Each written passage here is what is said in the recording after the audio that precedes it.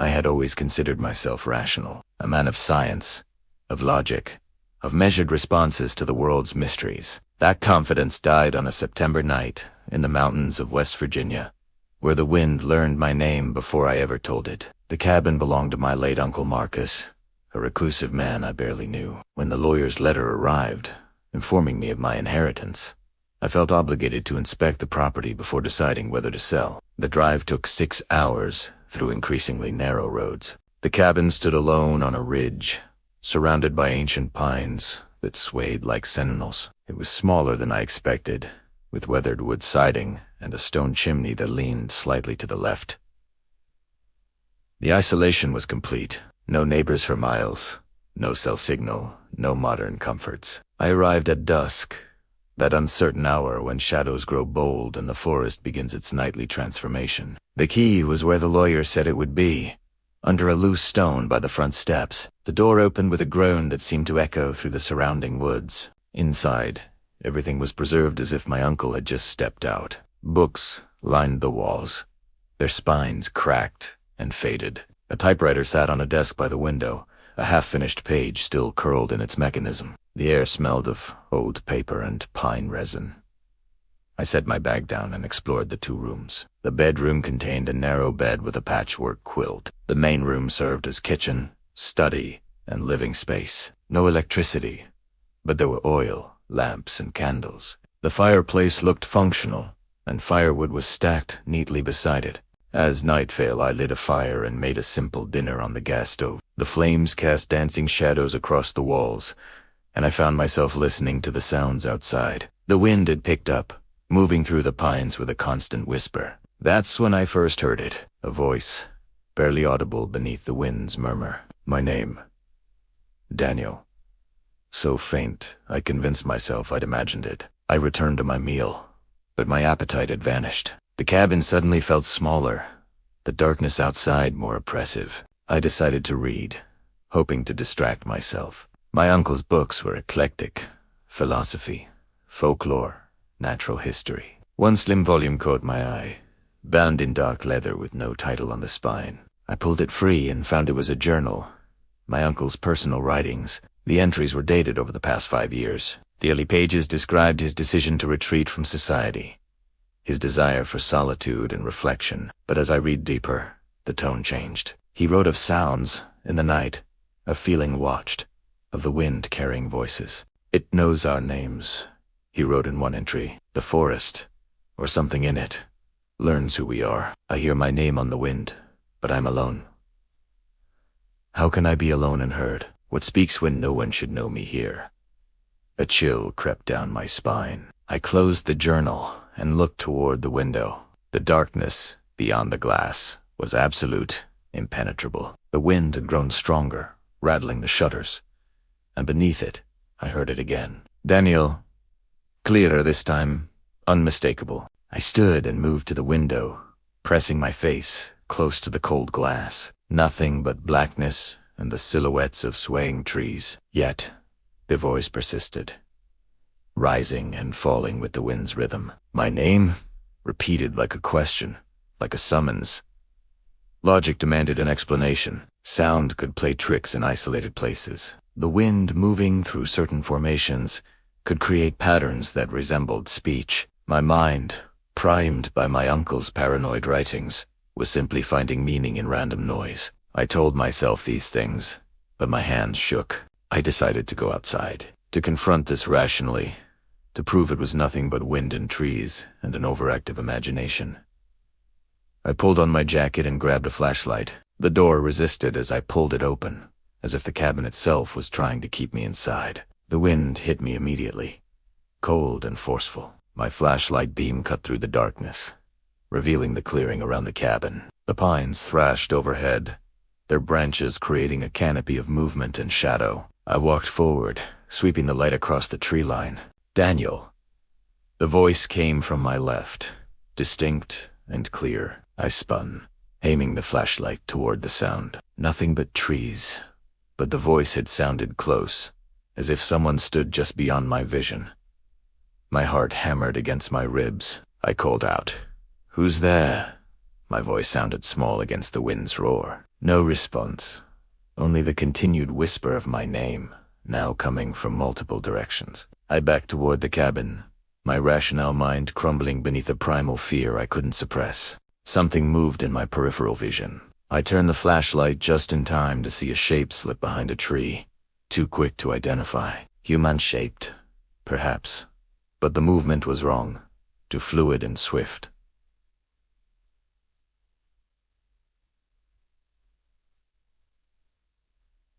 I ran for the cabin door. Inside, I slammed the door and threw the bolt. My breath came in gasps, and I pressed my back against the wood, listening. The wind continued its assault on the cabin, but now I heard something else. Footsteps on the porch, slow and deliberate. The creak of old wood under weight. I moved away from the door, my eyes fixed on the handle. It rattled once, testing the lock. Then silence. The wind died suddenly, leaving an absence of sound more terrifying than any noise. In that stillness, I heard breathing. Not my own. Something on the other side of the door, so close I could sense its presence. Then the whisper came again, but this time not from outside. It seemed to emanate from the walls themselves, from the very air around me. Danye, Danye, Danye. A chorus of voices, all speaking my name, in perfect unison, each with a slightly different pitch and tone. I grabbed the journal and flipped through it frantically, looking for answers. My uncle's handwriting became increasingly erratic in the later entries. "It wants in," he wrote. "Every night it calls me. Marcos. Marcos! Come out."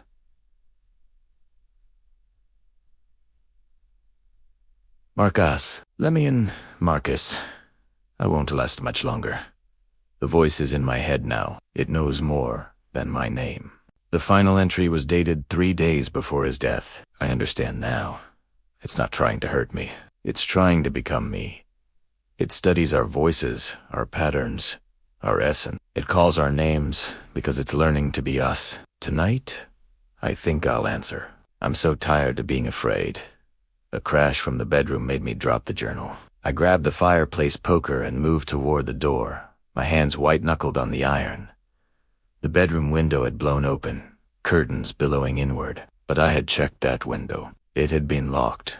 I approached slowly, weapon reset. The wind poured through the opening, and with it came the voice again. "Daniel, come closer. Daniel, look outside. Daniel, we want to meet you." The plural pronoun sent ice through my veins. We. Nodded. We. I slammed the window shut and locked it, then shoved the heavy dresser against it for good measure. As I worked, I heard scratching on the outer walls, like branches dragging across wood, but there were no trees close enough to touch the cabin. I knew this. I had seen the clearing in daylight. The scratching continued, moving around the cabin's perimeter. I returned to the main room and fed more wood into the fire, as if light and warmth could protect me from whatever prowled outside. The oil lamps flickered, shadows leaping and stretching across the walls. I couldn't stay here. The nearest town was 30 miles away, but I had my car. I could drive through the night, leave this place behind, and never return. The thought filled me with relief until I remembered I had left my keys in the car's ignition. My vehicle was parked 20 yards from the front door. The scratching stopped. The wind resumed its whispering assault. But no voice called my name. I waited, listening, trying to decide if the silence was better or worse. Minutes passed. Like hours. My eyes ached from staring at the door, watching for any sign of movement. Then I heard it. The crunch of gravel and leaves. Footsteps circling the cabin, not trying to hide their approach. They stopped at each window, pausing as if examining the barriers. When they reached the front door, they stopped entirely. I held my breath. Poker raised, every muscle tensed. A knock. 3 slow, deliberate raps on the wood. Then my uncle's voice, perfect in every detail.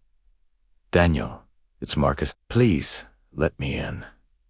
I'm so cold out here. I need your help, nephew." Please.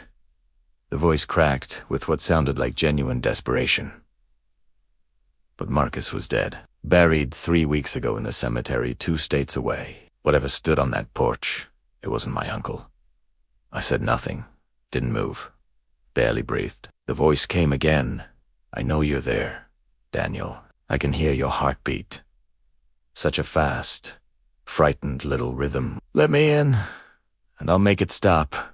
The doorknob began to turn, slowly testing the lock again. To bolt held, but I could see the wood around it beginning to splinter. Whatever wanted inside was strong, far stronger than any human. I looked around desperately for another way out, but there was none. The cabin had only 2 exits, and both were compromised. The splintering stopped. The doorknob went still. For a moment, I dared to hope it had given up, moved on to easier prey. Then I heard it. Humming. A melody I recognized from childhood. A lullaby my mother used to sing. My mother, who had died when I was 7, who no one here could possibly know about. Hush, little Daniel. Don't you cry, the voice sang in my mother's exact tone. Sweet and gentle and utterly wrong in this context. Mama's gonna sing you a lullaby. The song continued, word perfect, as the thing on the porch mimicked my long-dead mother's voice with horrible accuracy. I dropped the poker, my hands useless with terror. It knew things it shouldn't, could access memories buried deep in my mind. How?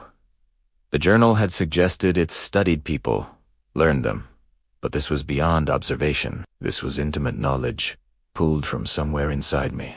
The singing stopped abruptly. You're wondering how, my mother's voice said. Now, conversational, how I know these things about you. Daniel, it's simple, really. I'm listening to what you're broadcasting. Every memory, every fear, every secret shame. You're all so loud in your heads. You humans, you never stop talking to yourselves. I forced myself to speak, my voice hoarse. What are you? The question came out, as barely more than a whisper, but it heard. It always heard. What am I? The voice changed, became something neither male nor female, neither young nor old. Something alien and vast. I'm what happens when the wind remembers, when air and thought and time compress into something aware. I'm the accumulation of 1,000 voices, 1,000 names, 1,000 stolen selves. The cabin's walls creaked as if under immense pressure. Shadows deepened in the corners, growing solid and thick. The temperature dropped until I could see my breath misting in the firelight. Your uncle understood. Eventually, he fought it at first, like you're fighting now. But he came to see the beauty in surrender. I thought of the journal, of my uncle's final entry. You killed him, I said, and anger cut through my fear. Marcus had been a stranger to me, but he was still family, still human, still deserving of justice. Killed? The voice sounded genuinely puzzled. No, Daniel. I set him free. He was so tired of being Marcus, of carrying all those years and memories and regrets. I offered him peace. He walked into the forest one night, and the wind took him. Now he's part of everything. He's in the trees, and the soil, and the sky. Would you call that death? The window behind me shattered. I spun to see tendrils of shadow pouring through the broken glass, thick and oily, moving with purpose. They reached across the floor toward me, and where they touched, the wood blackened and rotted. I stumbled backward, nearly falling into the fire. You're afraid of becoming nothing, the voice continued, now coming from everywhere at once. But what if I told you that identity is the prison, that names are chains? Your uncle learned this truth. He let go of Marcus and became infinite. The shadows had me cornered between the fire and the advancing darkness. I grabbed a burning log from the fireplace, swinging it at the nearest tendril. The wood passed through the shadow without resistance, and the tendril wrapped around my wrist. Cold shot up my arm. A numbness that felt like forgetting. For an instant, I couldn't remember my name. The knowledge was there, just out of reach, and the absence terrified me more than any physical pain. I screamed and jerked my arm back, and the tendril released me. My name returned. Danielle. Danielle.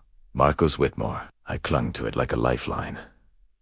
You see, The voice was almost gentle now. Even now, part of you wants to let go. The weight of being yourself, day after day, year after year. All those choices and consequences. Wouldn't it be easier to dissolve? To stop being the protagonist of your own exhausting story? There was a seductive logic to the words. I was tired. The stress of my job, the loneliness of my life, the constant anxiety about money and meaning and mortality. It would be simple to just stop.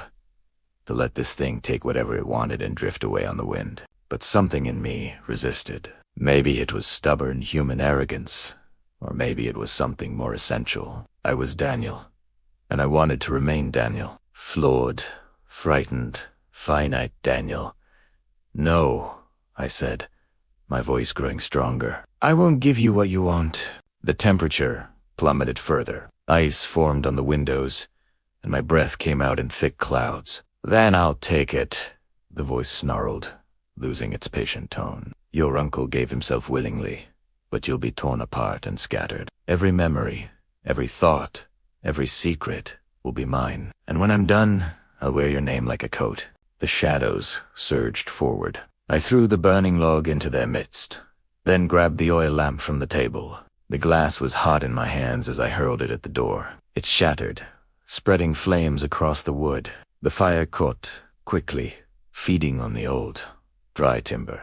The shadows recoiled from the flames, and I heard something like a scream, high and keening, cutting through the wind's roar.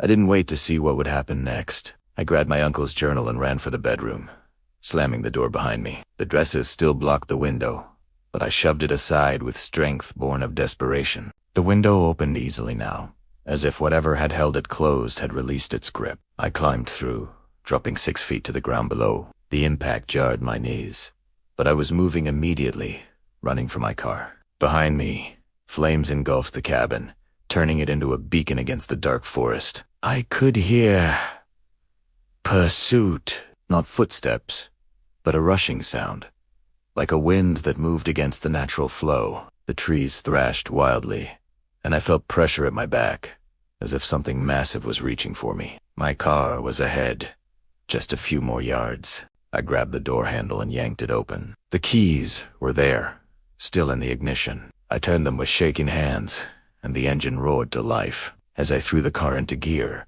something slammed against the driver's side window. I caught a glimpse of a face pressed against the glass. My own face, grinning with an expression I'd never worn. You can't escape yourself, Daniel had said with my voice. Then the window cracked, a spider web of fractures spreading across the glass. I floored the accelerator, and the car lurched forward, tires spitting gravel. The thing fell away, and I was speeding down the narrow road, trees blurring past on both sides. I didn't slow down until I reached the main highway, 40 minutes of white-knuckled driving through mountain roads. Even then, I kept checking the rearview mirror, expecting to see something pursuing me. But there was only darkness, and the occasional gleam of animal eyes reflected in my taillights. I drove straight through to the nearest city, arriving as dawn broke. The journal was on the passenger seat beside me, and I grabbed it as I stumbled into a 24-hour diner. Coffee and fluorescent lights and normal human conversation felt like salvation after the night's horrors. I opened the journal to the final pages, reading what I had missed in my panic. My uncle had left more than just warnings. He had left instructions, research into what the thing was and how it operated. It feeds on isolation, he wrote, on people who have removed themselves from the web of human connection. Alone, we become prey. Together, we're invisible to it. There were references to old folklore, two entities that existed in the spaces between human awareness, things that hunted the lonely, the forgotten. My uncle had been perfect prey, a hermit on a mountain, unknown to his neighbors, barely remembered by his family, and I had nearly followed the same path. The waitress refilled my coffee, and I found comfort in the mundane interaction. She asked if I was okay, noted the soot on my clothes and the wild look in my eyes. I told her I'd had car trouble, camped in the woods, had a scare from a wild animal. She accepted the lie with small-town politeness. As I sat there, watching the diner filled with morning customers, I realized something. The thing had been right about one thing. I'd been tired of being myself. My life in the city was hollow, filled with meaningless work and shallow relationships. I had been slowly isolating, pulling away from people, becoming a ghost in my own existence. The cabin had nearly been my tomb, not because of some supernatural predator, but because I had made myself vulnerable to it. Loneliness was the real monster. The thing in the woods was just what happened when isolation became absolute, when a person's connection to humanity stretched so thin that something else could slip through the gap. I pulled out my phone, now back in range of cell towers. I had missed calls from my sister, a few friends, people I had been slowly cutting out of my life. I called my sister back, and when she answered with worry in her voice, asking where I'd been, I felt anchored again. Rial. Myself. I'm okay, I told her. I had a scare, but I'm okay. Can I come visit? I want to see you and the kids. She said yes, relief evident in her tone. We talked for 20 minutes about nothing important and everything essential. When we hung up, I felt more solid than I had in months. The cabin burned to ash, according to later reports. Authorities attributed it to a cooking accident. Never knowing I had deliberately set the fire, the property was deemed worthless. The land returned to the state. I inherited nothing material from Marcus, but his journal gave me something more valuable. A warning, a lesson. I never returned to that mountain, but sometimes, when the wind is strong and I'm alone too long, I hear whispers, my name carried on the air. I don't run anymore. Instead, I reach out to someone, call a friend, visit family. I remind myself that I'm part of a community, a network of human connections that keeps me tethered to who I am. The thing is still out there, I know, waiting in isolated places for people who stray too far from others.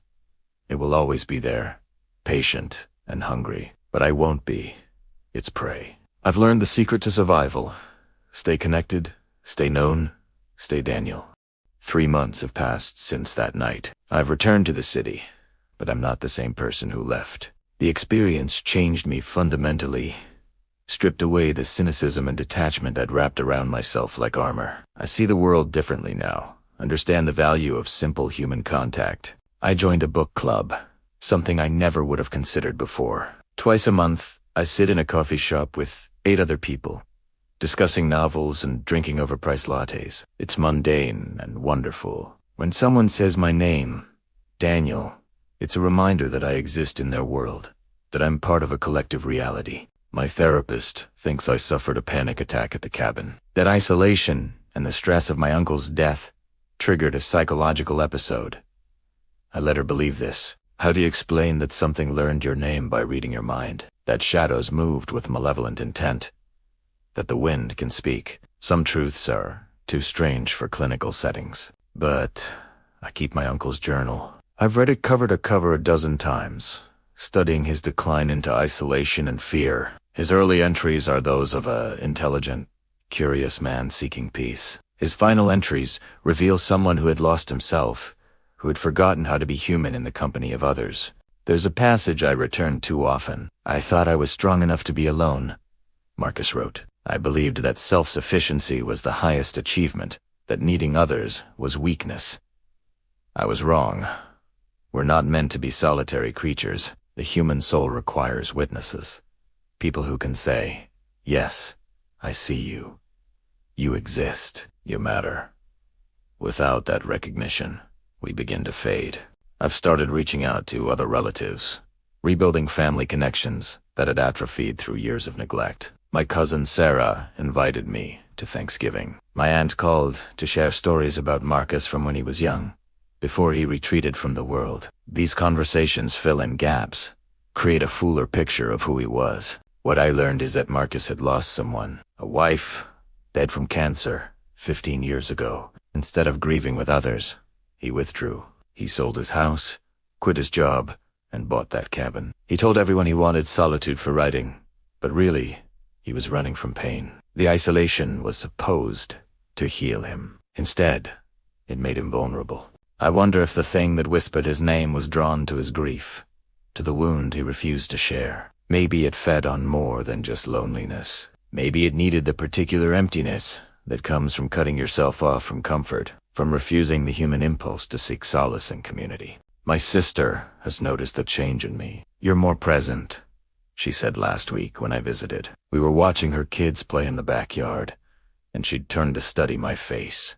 Before, it always felt like you were somewhere else, even when you were sitting right next to me. Now you're actually here. She was right.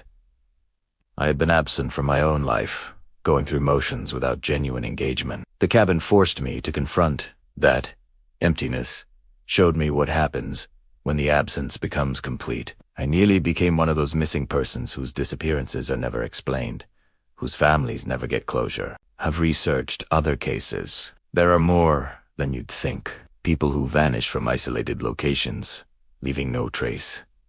Hikers who walk off trails and are never found. Lighthouse keepers who disappear from their posts. Hermits discovered dead in their remote homes, sometimes years after the fact. I wonder how many of them heard their names on the wind. The rationale part of my mind still tries to explain what happened. Auditory hallucinations, maybe, or infrasound, creating feelings of dread and paranoia. The human brain is suggestible, especially under stress and isolation. Perhaps I experienced nothing supernatural, just a psychological breakdown triggered by environment and circumstance. But I remember the cold that spread from that shadow's touch, the momentary erasure of my own name from my mind. I remember seeing my face at the car window, wearing an expression that wasn't mine. Some experiences defy rational explanation, no matter how hard we try to force them into acceptable categories. I have warned others, in my way. I leave reviews for remote cabin rentals, cautioning about the profound isolation. I comment on hiking forums about the dangers of going too deep into the wilderness alone. People mostly ignore me, dismiss my concerns as paranoia, but maybe one or two will take the warnings seriously, will bring a friend or stay connected to the outside world. There's a physics concept called quantum observation. Particles exist in superposition until observed, collapsing into definite states only when measured. I wonder if human identity works similarly, without others to observe us, to confirm our existence through interaction and recognition. Do we begin to blur? Do we become uncertain, superposed, vulnerable to forces that can't touch those who are firmly anchored in the collective consciousness? My uncle's lawyer called last week. Apparently, Marcus had a storage unit I didn't know about. More of his possessions, things he'd kept from his previous life. I haven't decided whether to investigate. Part of me wants to let the past stay buried, to leave Marcus's secrets untouched. But another part needs to understand fully, to gather all the pieces of his story. The weather is turning cold.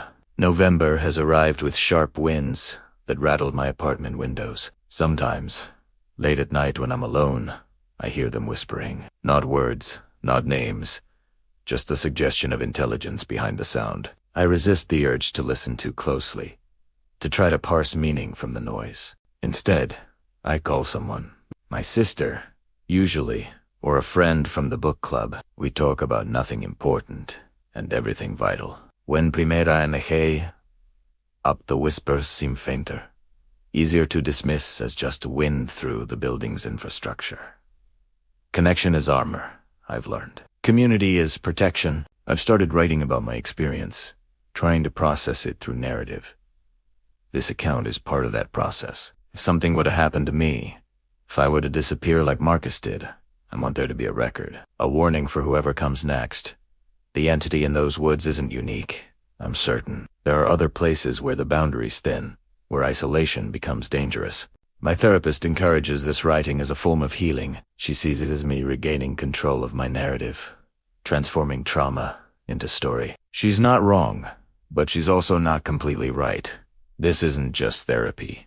It's documentation. It's a map of dangerous territory, left for those who might wander into similar darkness. I've learned to recognize the warning signs in others, the slow withdrawal from social events, the increasing comfort with solitude, the pride taken in self-sufficiency that edges toward isolation. When I see these patterns, I reach out gently, offering connection without pressure.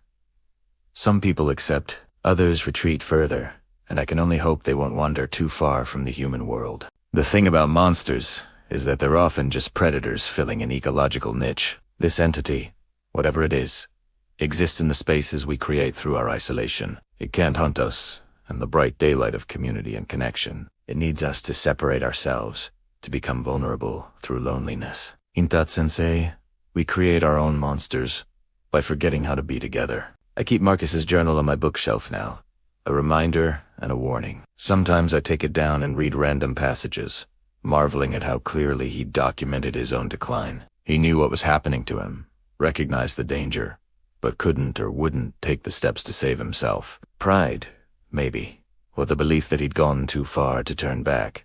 There's a recurring dream I have now. I'm back at the cabin, but it's not burning. It's intact and peaceful. Sunlight streaming through the windows. Marcus is there, younger and happier than in any photo I've seen. He's at the typewriter, and he looks up when I enter. "You made it out," he says, smiling. "I'm glad." Tell them, Daniel. Tell them not to come looking for peace in solitude.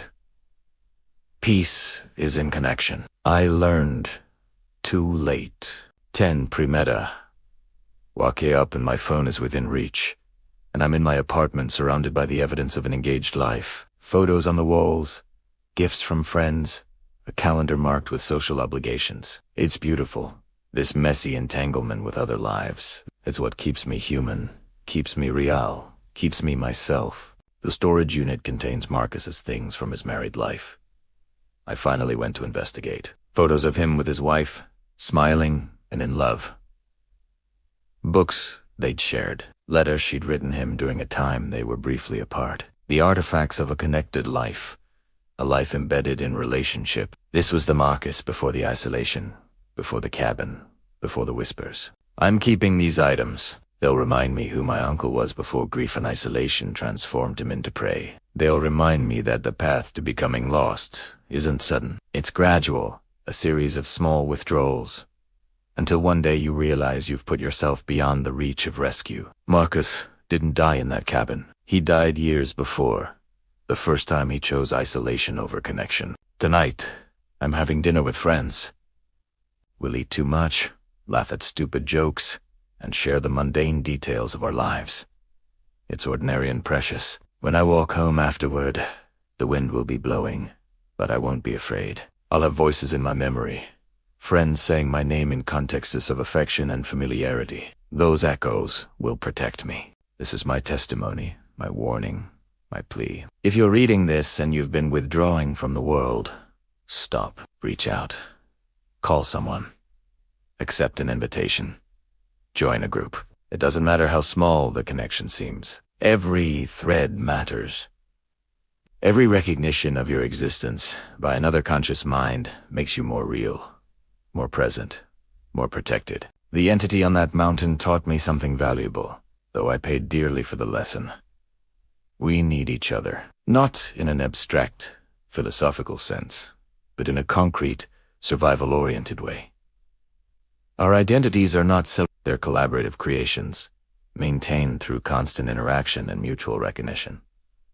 Alone, we begin to dissolve. Together, we're indestructible. I think about Marcus often, about the man he was, and the ghost he became. I mourn not just his death, but the years he spent slowly erasing himself through isolation. If I could go back, I'd have reached out to him sooner, insisted on maintaining contact despite his withdrawals. Maybe it wouldn't have mattered. Maybe it was too far gone. But maybe one more voice calling his name would have anchored him just enough to survive. So I'm asking you, reader, to learn from his mistake and my near miss. Don't romanticize solitude. Don't pride yourself on not needing others. We all need witnesses to our lives. People who can confirm that we're here. That we matter, that our names mean something in the mouths of those who care. Without that, we're just whispers waiting for the wind to steal us away. The cabin is gone, but the forest remains. That thing is still there, patient and hungry, waiting for the next isolated soul to wander into its territory. It will always be there, but you don't have to be its prey. Stay connected. Stay known. Stay yourself. And if you hear your name whispered on the wind when you're alone, don't stop to listen. Run toward people, toward noise, toward community. Run toward life, because the alternative is to fade like Marcus did, to become nothing more than a voice calling out in the darkness, hoping someone will answer before you forget your own name entirely. I survived because I remembered who I was and chose to remain that person. I hope you'll make the same choice. Stay in the light. Stay together.